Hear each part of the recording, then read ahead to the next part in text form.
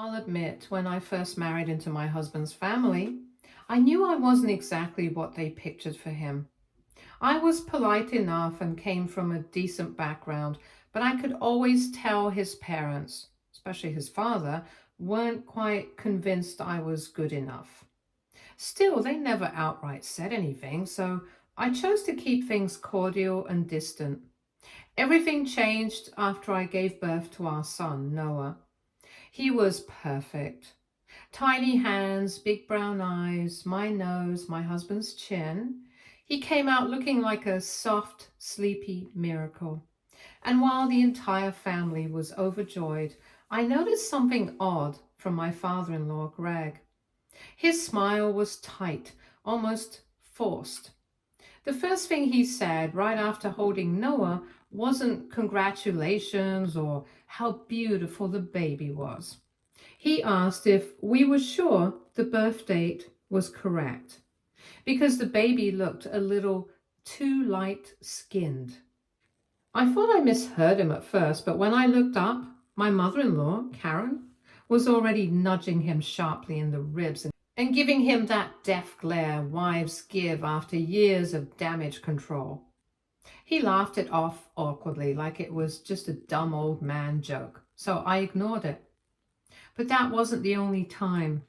Over the next few months, Greg became hyper-focused on Noah's appearance. At every family gathering, there was some new observation. He would mention that Noah's ears didn't look like anyone in the family, or that his hair was too wavy for their bloodline. He even suggested we consider doing one of those online DNA ancestry tests just for fun. My husband, Ben, thought his dad was just being his usual strange self and told me not to worry, but I was already uneasy. I wasn't imagining the way Greg's eyes would follow me during dinner. He'd make indirect jabs during casual conversations, like how family traits are supposed to pass on, or how some surprises in life can really make a man lose trust. Ben was embarrassed. He asked his dad to stop, and when that didn't work, Karen stepped in, assuring me it was just a phase and Greg had been weirdly obsessed with genetics ever since he got into a heated debate online about ancestry percentages.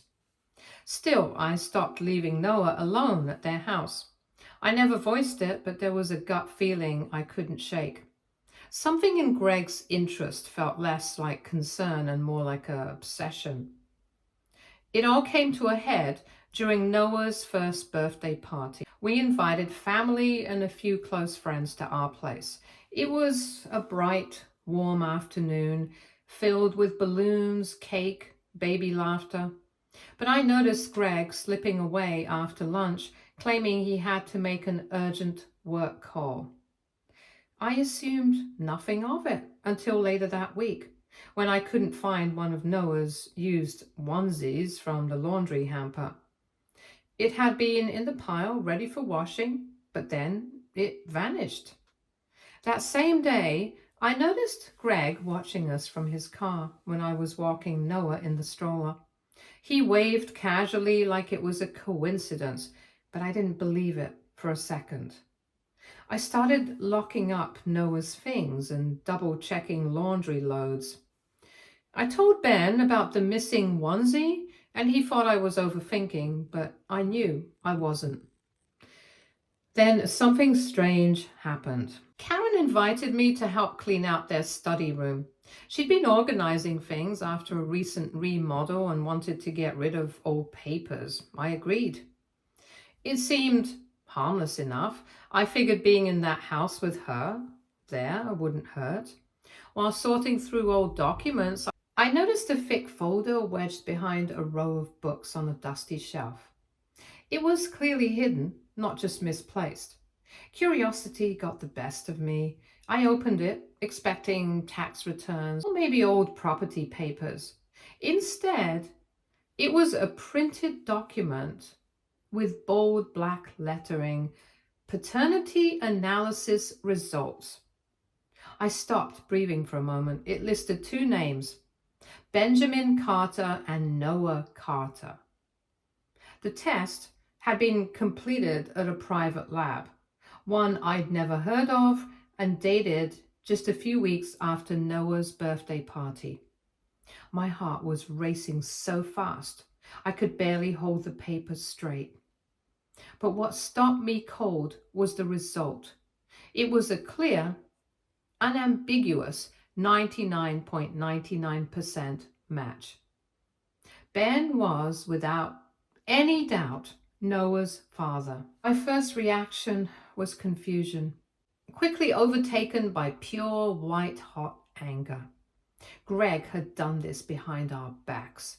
He'd stolen something, maybe that onesie, maybe something else, to get DNA and confirm what we already knew. He didn't trust me. He went behind his own son's back, humiliating me in silence, and tried to find proof of something that never existed. It was disgusting. I was ready to throw the whole file in his face right then and there. But as I closed the folder, I noticed another paper tucked inside, older, yellowing at the edges. It was another DNA test, same lab. This one dated over 30 years ago. And when I saw the names, everything around me went still. Gregory Carter and Benjamin Carter. This time the results read 0.00% probability of paternity. I stared at it for what felt like hours. It couldn't be real. My husband wasn't biologically Greg's son. That meant Karen had cheated, or something even more complicated happened, and the man who spent all this time accusing me of lies had been living in one. My hands shook as I folded the folder and put everything back in place. I didn't tell Karen. Not yet. As I left their house that afternoon, Greg wasn't home, but I knew he would panic the moment he found out that the folder wasn't exactly where he left it. Let him panic. Because now I wasn't just a daughter-in-law. I was the one holding a very big secret over his head, and I hadn't decided what I'd do with it yet. Update 1. For the next few days, I didn't say anything. Not to Ben, not to Greg, not even to Karen, who'd been unusually chipper ever since we finished cleaning that study. I kept that folder in the locked drawer at home, tucked between Noah's hospital documents and our mortgage agreement. Greg must have realized it was gone, or at least moved, because something about him shifted almost immediately.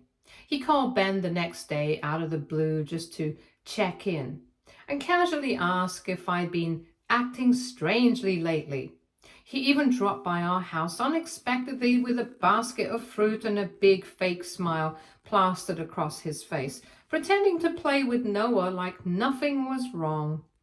I knew exactly what he was doing. He was trying to sniff out whether I knew, and I was more than happy to let him squirm. Ben still had no clue. He wasn't the suspicious type, and Greg had spent decades playing the picture-perfect father. I didn't know if I should tell him what I found.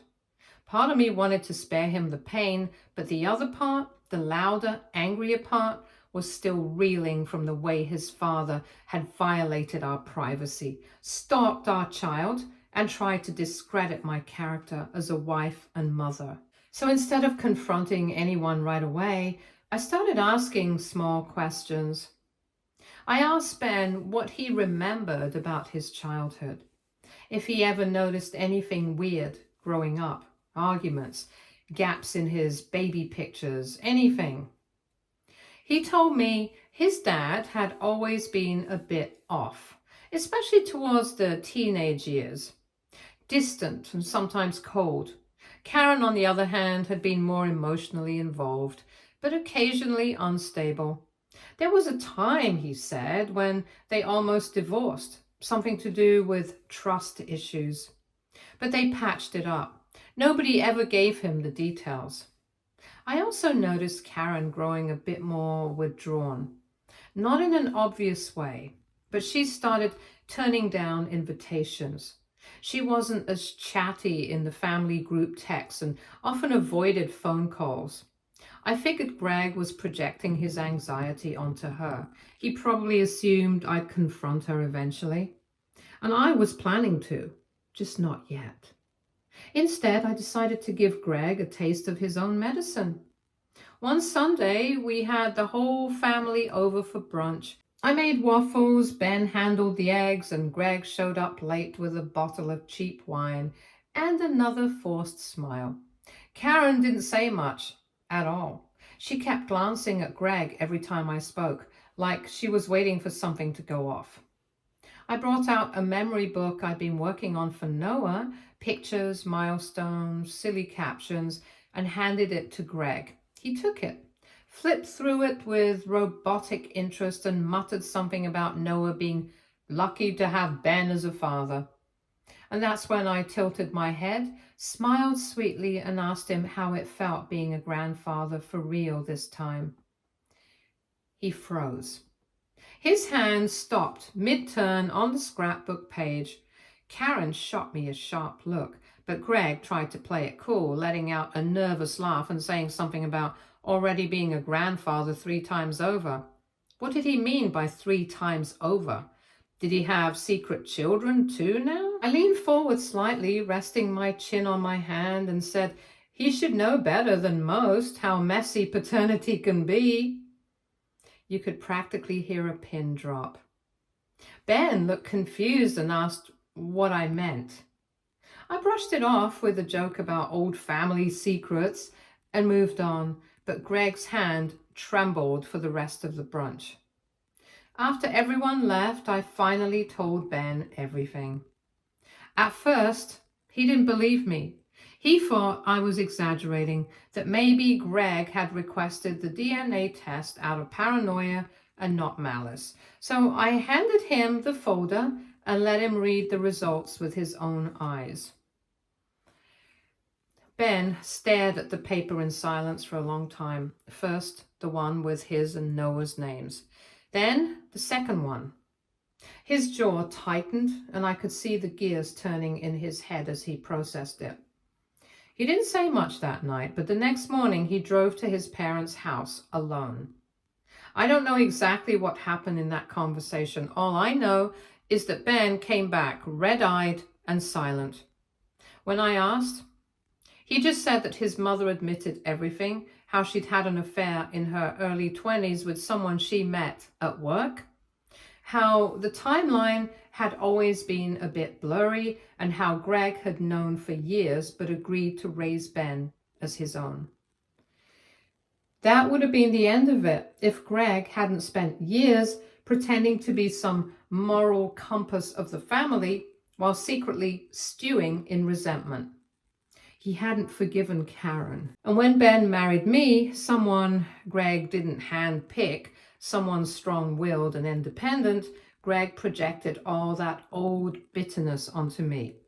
I became the stand-in for the woman who had betrayed him decades ago. So he tried to do what he couldn't do to Karen, catch me in a lie, humiliate me, prove I was just like her, except I wasn't. And instead of destroying me, he handed me all the ammunition I needed. Now the secret was out. Karen refused to speak to me after that. I think it embarrassed her more that I was the one who unearthed it. Greg, on the other hand, kept trying to act like nothing had happened, until Ben blocked his number and told him he wasn't welcome around our son anymore. He'd been spiraling ever since. I heard that Karen moved into the guest room. Their picture-perfect family facade cracked at the seams. The golden boy they spent years grooming now refused to attend family dinners. Their only grandchild didn't recognize Greg's face. And I've barely lifted a finger, because now I'm the one holding that test, not to blackmail or destroy, but as a reminder that Greg wasn't the victim he always pretended to be. He called me a liar, a manipulator, and an outsider. But I was the one who protected his grandson's privacy. I was the one who was raising a child with love while he played games behind our backs. And now he's the one living in fear of what I might do next. And I haven't even started. Update 2. It's strange how people who spent years crafting a perfect image never realize how easily it can shatter. One slip, one exposed secret, and suddenly all that carefully constructed perfection turns to dust. Greg tried to salvage it at first. He texted Ben a few days after that confrontation, some bizarre mix of guilt and self-preservation. He said that he had acted out of concern, that he never meant to hurt anyone, and even tried to blame the entire DNA test ordeal on one of his friends who joked about Noah not looking like him. Ben didn't respond. He'd already made his decision. For the first time in his life, he saw through the fog that wrapped around everyone for years. He told me later that the betrayal hurt more because it wasn't just about the test. It was about the years Greg spent pretending to be someone he clearly wasn't. Karen didn't take it well either. After Ben's visit, she called me, not to apologize, but to plead. She said that I'd poked a sleeping bear and accused me of manipulating Ben into turning his back on them. She insisted that what happened years ago was a private matter, long buried, and that I had no right to bring it up again. I asked her how private it could be if Greg used the fallout to sabotage his own son's marriage. She didn't answer that. Instead, she started crying, messy, ugly sobs that made me think she was less upset about the secret itself and more about losing her dignity. She begged me not to tell anyone else, said it would destroy Greg. And that's when it hit me. This wasn't just about ego or a bruised marriage. This was about their social circle, their country club, their picture-perfect reputation, the years they'd spent being the model family in town, throwing charity galas and giving advice like their marriage was some kind of blueprint. I didn't say yes, but I didn't say no either, because I knew something they didn't. Ben wasn't just quietly grieving the truth. He was furious, not just about the DNA test, not just about Greg's betrayal, but about all the little things that made sense in hindsight. How cold his childhood felt, how he was punished more than his cousins, how Greg would occasionally snap and call him too sensitive or not really mine during heated arguments. Ben had spent his entire life trying to win over a man who never saw him as his. And now that the truth was out, he wasn't interested in protecting anyone's legacy anymore. He told his cousins, not in a dramatic way, but over dinner, just laid it all out, how Greg tested Noah behind our backs, how the results confirmed that Noah was Ben's child, how in doing so, Greg accidentally revealed that Ben had never been his. Ben said the room was silent. His older sister burst into tears. His younger brother left halfway through the conversation. The family group chat went dead for a week after that.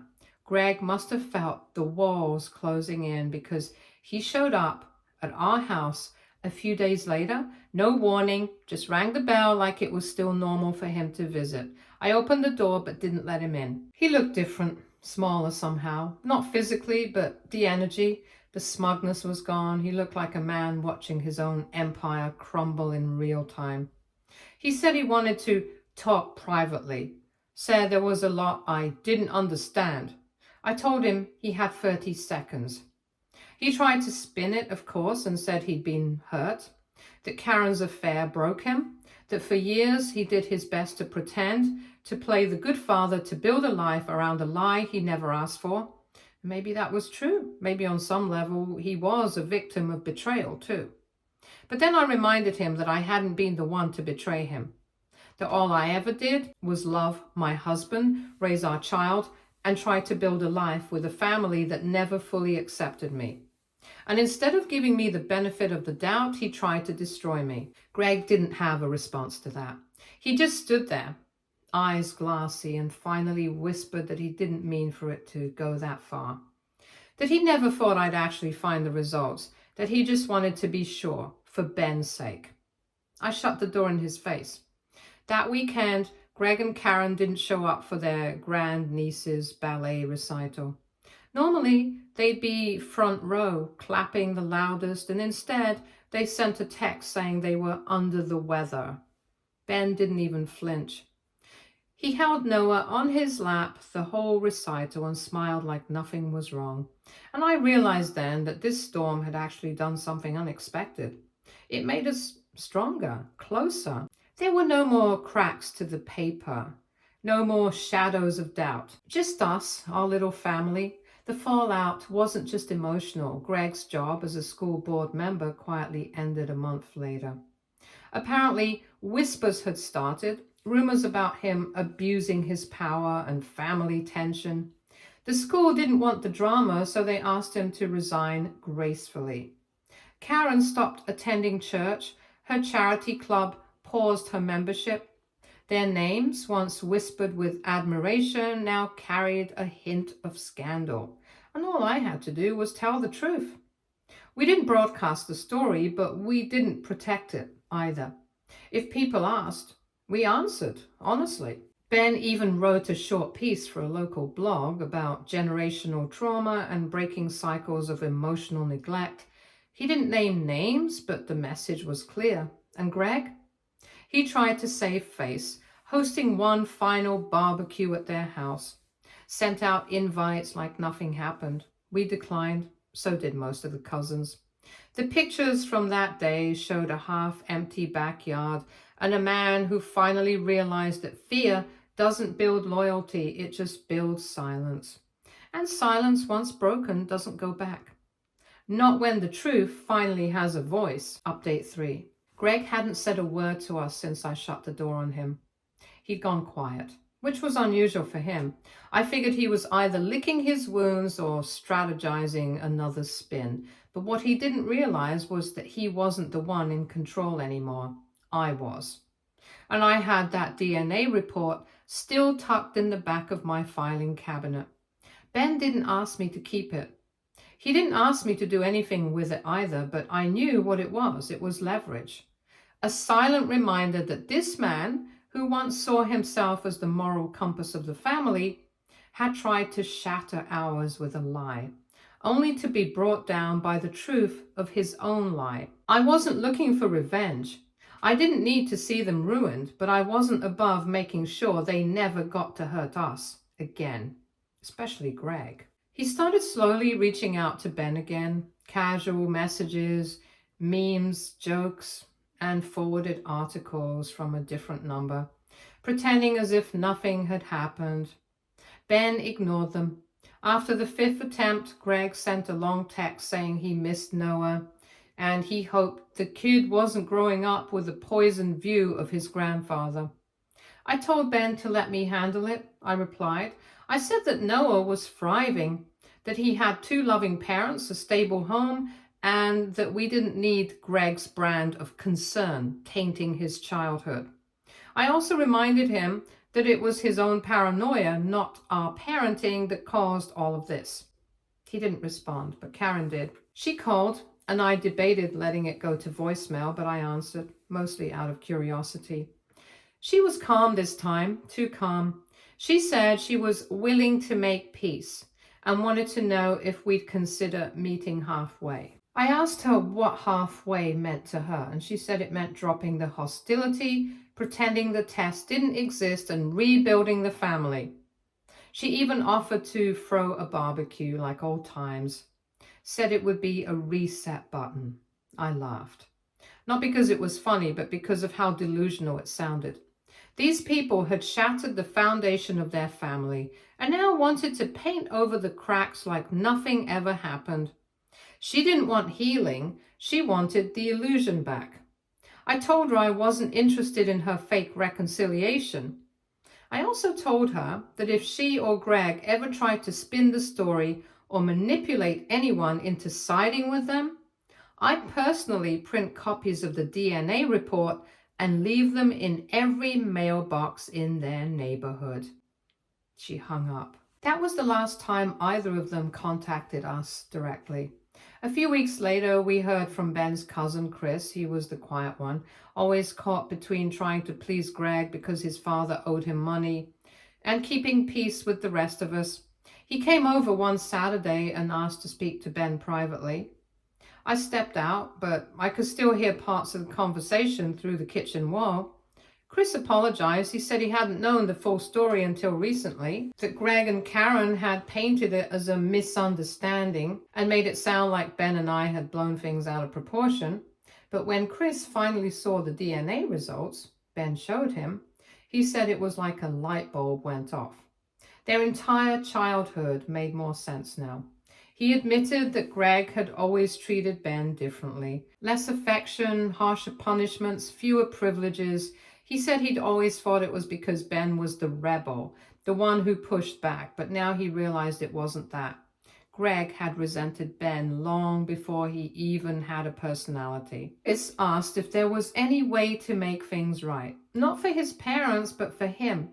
He wanted to be an uncle to Noah again, and he wanted to be in Ben's life, no matter how awkward or hard it was. Ben said yes. And I'll admit, it softened something in me too. Not everyone in that family was toxic.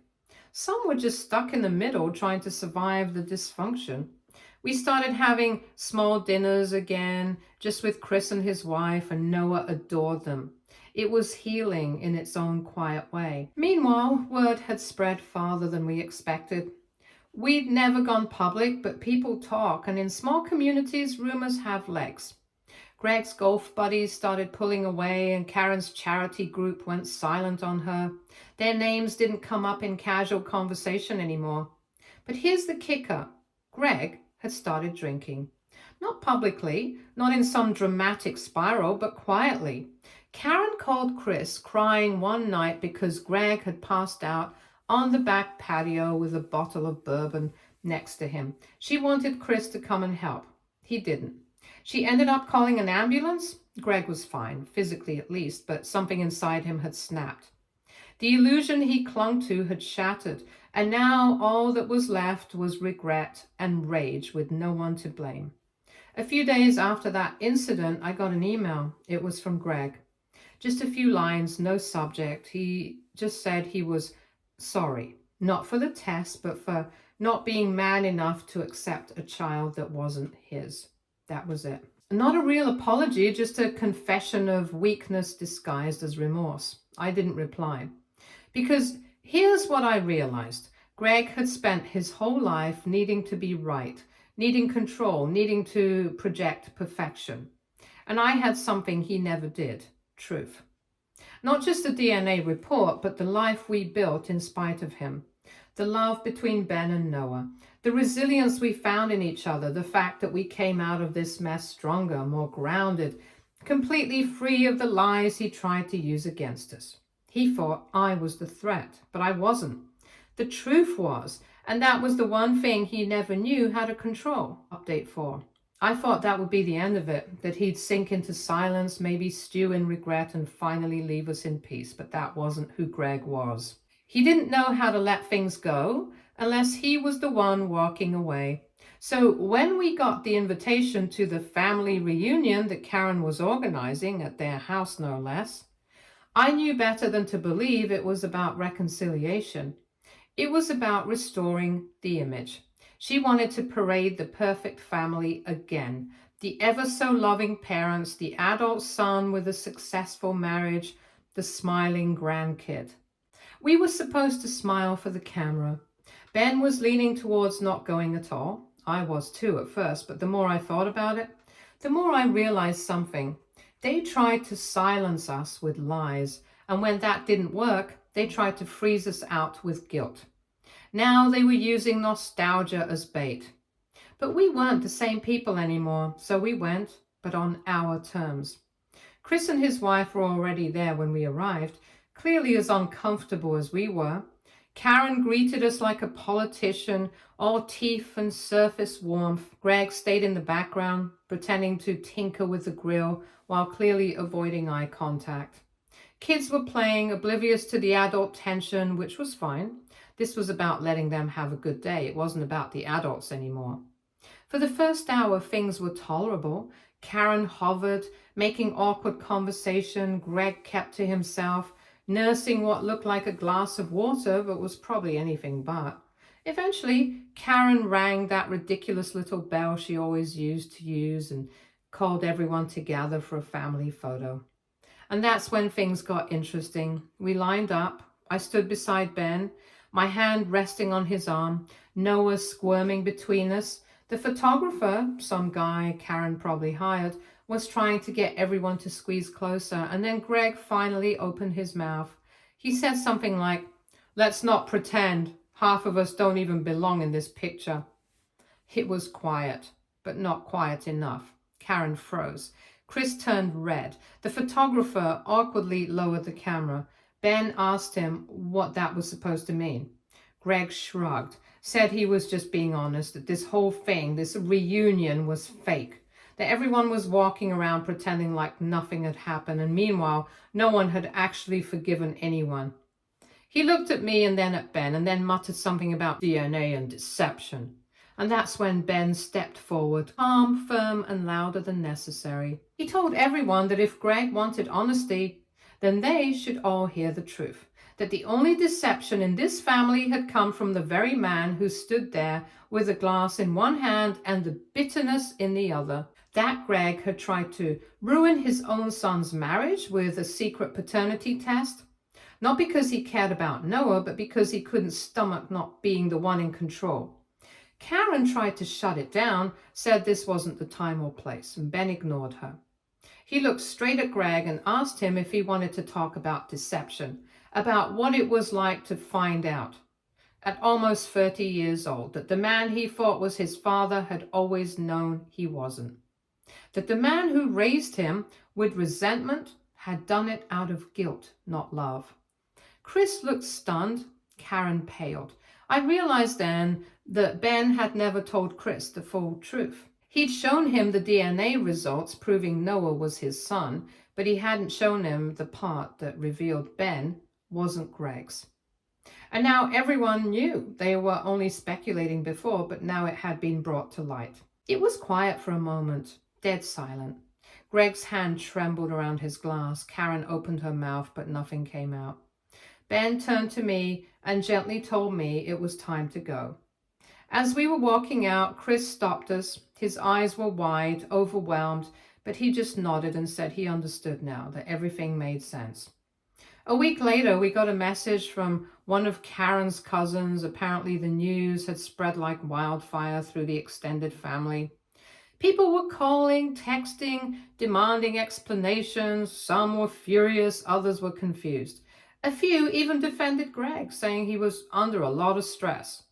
Who were they to demand anything?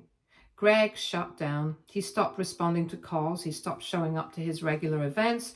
Karen tried to do damage control, but it was too late. The truth had unraveled, the picture-perfect frame they'd spent decades propping up. Meanwhile, life for us moved on. Ben started therapy again, this time with a focus on unpacking his childhood. He said he felt that he'd been raised in a house of smoke and mirrors, always being blamed for cracks that weren't his to fix. Chris and his wife came over for dinner every month. They bring dessert, they bring laughter, and they bring a kind of connection we never thought we'd build with anyone from that side of the family. And as for me, I still have the original DNA results. Not because I need them anymore, but because I earned the right to hold on to the truth. Greg wanted to play judge and jury over my life, and he ended up exposing the one secret that tore down his own. He never apologized again, but sometimes silence is its own confession. We don't need him in our lives, and he knows it now, because control may have once been his weapon, but the truth, that was always ours. Stay tuned for more stories from Argo Relationships.